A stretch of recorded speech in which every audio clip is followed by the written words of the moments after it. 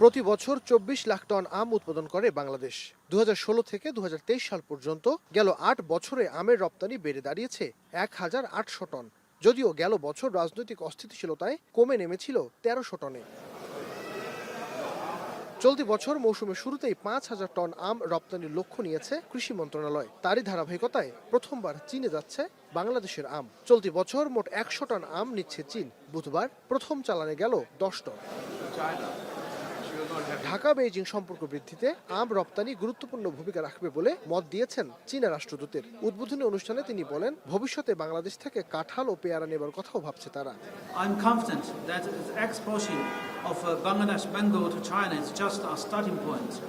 China has already initiated the market access review for Bangladesh jackfruit and guava.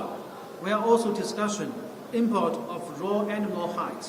আর বাণিজ্য উপদেষ্টা জানালেন, প্রধান উপদেষ্টার চীন সফরের ফল এই আম রপ্তানি। বাণিজ্য ঘাটতি কমাতে সম্পূর্ণ শুল্কমুক্ত বাংলাদেশ থেকে আম যাবে চীনের বাজারে। শুধু চীনেই নয়, সামনে জাপান ও ইউরোপেও আম রপ্তানির পরিকল্পনার কথা বললেন তিনি।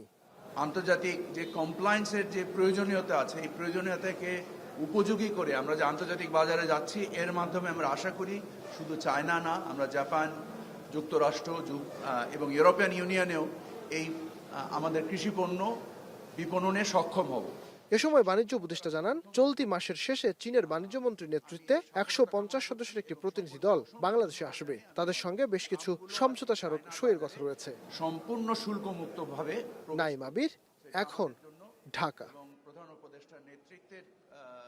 শাইনি চুলে এখন হবে সব হেয়ার স্টাইল। সিল্কোর দ্বিগুণ শাইনি চুল প্রতিদিন।